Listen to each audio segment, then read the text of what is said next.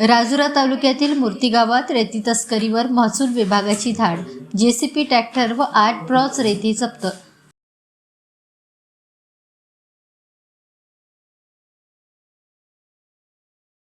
राजुरा तालुक्यातील मूर्ती परिसरात अवैध रेती उत्खनन व वाहतुकीवर महसूल प्रशासनाने धडक कारवाई करीत मोठा कारनामा उघडकीस आणला। 15 जानेवारी रोजी रात्री 11 वाजताच्या सुमारास तहसीलदार व मंडळ अधिकारी सुभाष साळवे यांच्या नेतृत्वाखाली ही कारवाई करण्यात आली। जय भवानी कामगार संघटनेचे संस्थापक अध्यक्ष व काँग्रेसचे नवनियुक्त उपजिल्हा अध्यक्ष सुरेश ठाकरे यांना त्यांच्या कार्यकर्त्यांकडून वर्धा नदी पात्रातून मोठ्या प्रमाणावर अवैध रेती उत्खनन करून ती डंपिंग केल्याची माहिती मिळाली। त्यांनी तात्काळ तहसीलदार व मंडळ अधिकाऱ्यांना संपर्क साधून परिस्थिती कळवली।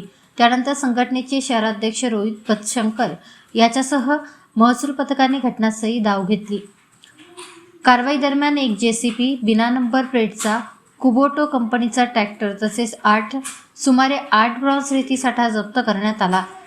मात्र 2 हायवा अंधाराचा फायदा घेत घटनास्थळावरून पसार झाले।